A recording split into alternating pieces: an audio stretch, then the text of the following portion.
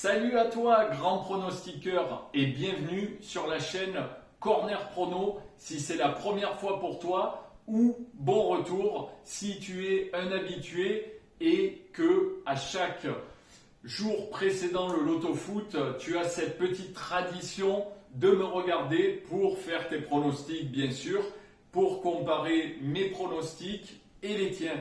Parce que je te rappelle que ma chaîne a pour but de te donner des pronos sur les matchs, bien sûr, que j'étudie, parce que je suis un passionné, parce que voilà, mais j'ai pas la prétention de te dire, j'ai un algorithme, à la fin de cette vidéo, clique, tu as le pack pour gagner je sais combien d'argent par mois. Je ne l'ai jamais fait, je n'ai jamais regardé ces vidéos-là, parce que moi, le foot reste une passion. Ça reste un plaisir de te donner mes pronos, de les partager. Et en plus de ça, voilà, c'est le Loto Foot. Donc c'est 14 matchs imposés, je te le rappelle. Et il suffit d'une fois pour peut-être s'arrêter de travailler. Donc voilà, ce qu'on va faire, c'est qu'on va débuter directement avec la grille de ce week-end. Avant tout, je n'ai pas fait de débrief pour cette grille-là qui s'est passée en semaine. Parce que les Loto Foot s'enchaînent, donc on va débriefer un petit peu les matchs en analysant les autres. Donc le débrief, je vais te le faire rapide, tu peux la chiffonner, tu pouvais la chiffonner déjà au bout des 3 premiers matchs vu les résultats. Donc voilà, on va se concentrer, essayer d'obtenir quelque chose sur cette grille, mais il faut que tu t'y prépares aussi. Alors je l'ai complètement étudié, donc prépare-toi ça de côté parce que cette grille, elle fait mal à la tête, il y a des matchs très compliqués. Et on commence avec le match numéro 1 qui est un petit Rennes-Lyon. Alors là, Lyon, c'est la forme, c'est la grande forme, c'est en tête du championnat, ça a que ça à jouer, on le savait depuis le début de saison, donc ça a mis toutes ses forces sur cette direction de champion de France. Moi je vois un Lyon, mais je me méfie quand même des Rennais qui sont un peu en dents de scie et qui en ce moment sont pas très bien. Donc je décide de positionner les 2 premières croix de ce Loto Foot sur un match nul et une victoire lyonnaise. Match numéro 2, alors là c'est un Paris-Brest. Alors c'est pas le dessert, je te l'accorde, mais on mise tranquillement sur Paris. Pour faire un petit débrief, j'avais offert en galette l'arrivée de Mauricio Pochettino au Paris Saint-Germain, un peu de mal. Donc c'était chaud, c'était le chaudron, machin, mais il n'y a pas de supporters. Tu ouvres le titre de l'équipe, tu vois début au chaudron. Mais non, début au chaudron, tu joues en huis clos, donc je veux dire, il n'y a pas de pression, quoi. Mais bon, tu as fait match nul, un grand club ne peut pas faire 2 matchs sans gros résultats, donc Paris, on met la croix simple. Match numéro 3, les fameux Nîmois contre des Lillois qui ont perdu chez eux contre Angers. Des Lillois diminués avec le Covid, mais des Nîmois... on tire la sonnette d'alarme, les enfants, les femmes d'abord, ça coule complètement du côté des crocodiles. Donc, pourtant, je les apprécie, mais je ne vais pas leur donner ma confiance et je vais miser bien sûr sur une réaction de Lille. Ensuite, match numéro 4 avec un Dijon-Marseille. Alors là, attention, je mets Marseille parce que ça semble une évidence, mais je vais faire comme pour le match numéro 1, mettre une petite croix sur un match nul, parce que les Dijonnais c'est compliqué, et si on pouvait, on mettrait une croix aussi sur Dijon. Mais bon, après ça nous fait des grilles pharaoniques, et comme je te l'ai dit, tu peux préparer un effet Algan pour celle-là, parce qu'elle est compliquée. Donc sur ce match, on reste sur un nul et Marseille. On enchaîne avec le match numéro 5 qui est un Monaco-Angers. Je ne me pose pas la question, je mets Monaco. Pourtant, Angers est allé gagner à Lille. Mais bon, Monaco comme Lyon n'a que ça à jouer. A l'effectif plus fourni que Angers pour enchaîner les matchs. Donc, vu qu'il y a eu une préparation tronquée en début de saison à cause du Covid. J'accorde ma confiance à Monaco qui fera, je l'espère, la différence sur sa, disons, meilleure forme physique que Angers. Ensuite, match numéro 6, Montpellier-Nantes. Alors, j'avais parlé de remontada, ben, il y a eu Raymond tout plat, quoi. C'est-à-dire un match nul pourri. Donc, j'ai quand même envie de me dire que Raymond va quand même motiver toutes ses troupes. Maintenant, il joue à Montpellier. Montpellier, bon, qui a perdu contre l'OM, mais bon, apparemment, c'était les vendanges, parce que devant, ça a loupé ce que ça voulait.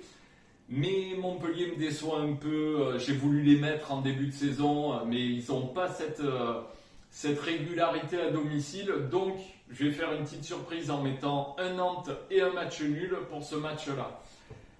Match numéro 7, Lens-Strasbourg. Alors, Lens, on avait prédit une petite baisse de régime du promu, qui est le promu de cette année, on le sait.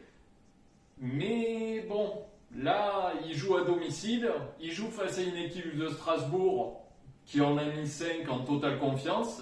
Donc là, pareil, j'ai commencé à faire fondre les Ferragan dans le verre et je me suis dit qu'est-ce qu'on met, parce qu'après les premiers matchs qui ont précédé, c'était compliqué. Donc j'ai mis un Lens et un Strasbourg. Donc on l'a vu par le passé, quand tu choisis un double, tu as des chances que ça fasse nul. Mais bon, là, je vois soit une grosse victoire lensoise, soit une grosse victoire strasbourgeoise. Je peux me tromper, on le sait, mais moi, j'ai décidé de faire ça. Match numéro 8, Metz-Nice.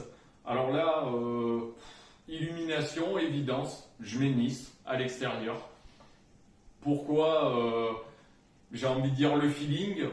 Bon, j'ai étudié, mais le feeling aussi, je mets Nice, quoi. Match numéro 9, Bordeaux-Lorient. Alors pareil, Bordeaux, équipe que j'ai délaissée. J'ai eu parfois raison, parfois tort. Là, quelques matchs sans résultat. On sait qu'il y a eu une blessure de Ben Arfa.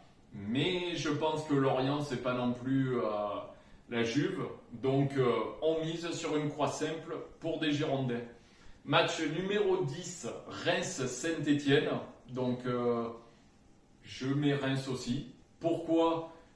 Parce que je privilégie l'équipe à domicile, même bon, si on sait qu'il n'y a pas de supporters. Mais je vois Reims, je pense que Saint-Étienne s'est un peu rassuré, retomber dans le ventre mou du championnat. Je vois un match qui va être, disons, on se contente d'un nul, on essaye de les planter dans le dos en gagnant 1-0. Donc je mets Reims sur ce match-là. Ensuite, match numéro 11. Alors là, on voyage, on part en Italie pour la fin de cette grille. C'est parti et on enchaîne avec un match numéro 11 qui est un petit Udinese-Naples. Alors, Udinese-Naples, comment t'expliquer? Là, tu regardes ta grille, évidence, Naples. Est-ce que tu le sens arriver? Moi, je te l'annonce. Udinese-Naples, je sens que ça sent le concombre magique. Alors, je vais positionner ma croix sur Udinese et match nul pour ce match-là.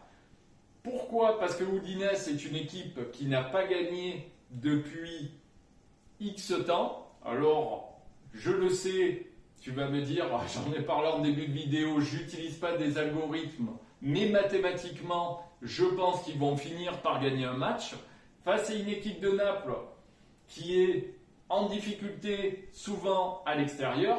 Donc, je positionne ma croix sur Udinese et match nul. Ensuite, match numéro 12.